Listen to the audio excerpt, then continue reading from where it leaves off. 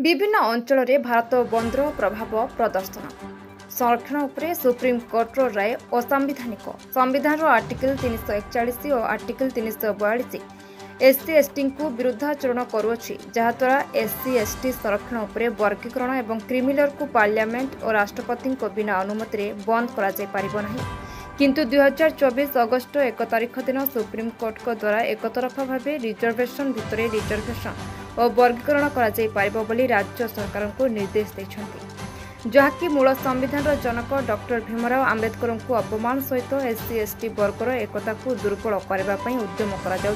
चर्चा होता देखा मिली। एने गतकाली अर्थात 21 अगस्ट 2024 तारिख दिन विभिन्न स्थान में अनुसूचित जाति एवं जनजाति समाजर जनसाधारण माने भारत बंद डाकरा दे रास्ता अवरोध करथिबा बेले कलाहांडी जिलार केसिंगा ब्लॉक अंतर्गत नुनमाठ ग्राम पंचायत स्थित अमाठ छकठारे अंचलर शताधिक अनुसूचित जाति और जनजाति समाजर जनसाधारण एवं बुद्धिजीवी माने एकत्रित होई रास्ता अवरोध करथिले। आसंतु एने उपस्थित जनसाधारण कोन कहउछन्ती बुझिबा। उपस्थित अछु कलाहांडी जिलार केसिंगा ब्लॉक अंतर्गत अमाठ छकठारे एठी आज समग्र भारत बंद डाकरा दे आदिवासी एवं हरिजन संप्रदायर जनसाधारण माने भारत बंद डाकरा देइसंती एवं आम गहन रे असंती आदिवासी संघर जने सदस्य जे कि आज कहीं बंद डाकरा देइसंती किभली भाव रे बंद डाकरा पालन करछंती पचारि बुझिबा। सर नमस्कार। नमस्कार, मोर ना होचे धीरेन्द्र माझी, मो केसिंगा ब्लॉक आदिवासी संघर जने सक्रिय कर्मकर्ता। आज आम मिलित भाव में एसटीएससी महासंघ तरफर केसिंगा ब्लॉक तरफर आम माननीय सुप्रीमकोर्ट 1/8/2024 तारीख रे देइथिबा राय विरोध रे मिलित भाव में माननीय सुप्रीमकोर्ट को राय संरक्षण विरोध रे आम रास्ता रोक अवरोध करिथिलु। तार कारण हैला माननीय सुप्रीमकोर्ट आम एसटीएससी लोक प्रतिनिधि को एक तरफा वर्गीकरण संबंध में जो देइछंती ताहा आम संघ तरफर महासंघ तरफर निंदागत करुचु। तार कारण हैला जेते बोले भारत रे जो आम वर्गीकरण बा कोटा भितर कोटा करिसंती एहा जनरल एवं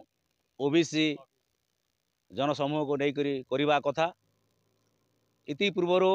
आमर संविधान आमर दलित आदिवासी मानकु चाकरी क्षेत्र में किंबा राजनीति क्षेत्र में संरक्षण प्राविधान रही थिला, किंतु दुखर विषय वर्तमान परिप्रेक्षी रे आम दलित आदिवासी मानकु जानी शुणी माननीय सुप्रीमकोर्ट आक्षेप करिथिबारु आम्बे निंदाघात करुचु एवं 2021 अगस्त को भारत बंद डाकरा देइछु। आपण कौन चिंता करछंती जदि एई भली जो आपण जो भारत बंद जो डाकरा देथिले तो एठी माननीय सुप्रीम कोर्ट तार आपनकर जो भारत बंद डाकरा को अग्राधिकार देकी आपनकर अभियोग सुनिबे बोली आपनकर आशा अछि कि? संपूर्ण मात्रा रे अछि, जेहेतु एटा गणतंत्र शासन लोकतंत्र शासन एवं मीडिया भाई बंधु वर्ग को आम अनुरोध करछो, नमस्कार जनाऊँ। आमर यही आदिवासी दलित आदिवासी जो वार्तालाप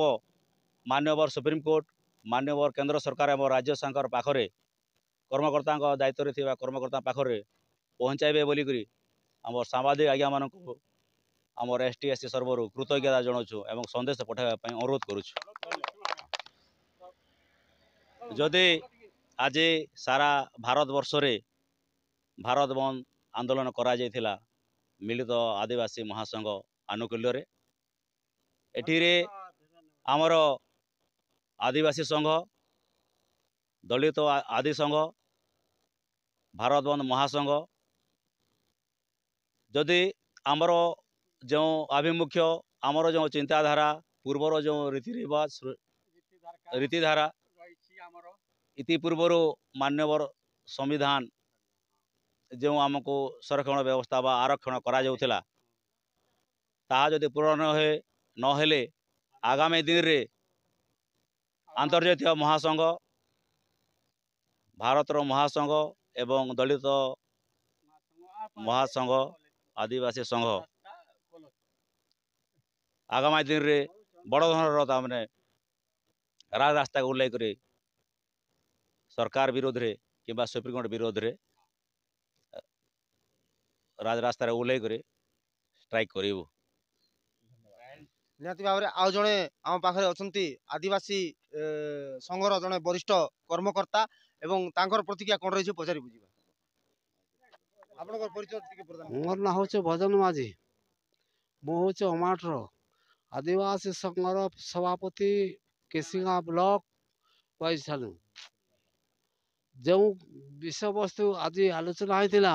मुझे समर्थन कर सरकार मत समर्थन करेंगे ओडिशा सरकार भारत सरकार जो नियम बोली आम आदिवासी मान को जो देवार कथा से क्रिया को आमको समर्थन करवार लगी आम अनुरोध करूँ नहेले दीर्घ दिन रे आम ये आदिवासी दलित जाति आम राजदात आमर कौन से दुखे ना जो मान को देवार कथा सुपारिश आदिवासी दलित समाज कहीं सुपारिश दिया जो नहीं से कथा तो निश्चित अति शीघ्र आम मानकर से आम मानकर थईथान करंतु आदिवासी हरिजन बा दलित समाज समर्थन करंतु नहेले आम दीर्घ दिन आम राजपथ को लाभू सरकार के आम समर्थन जनामु आमर सरकार आमर भाई आमर देश आमर राज्य आमर भूमि आमर देवी आमर देवता आम कौन से लोकर अधिकार नहीं। Kalahandi state crime bureau chief Krishna Nayak report Nirmal TV.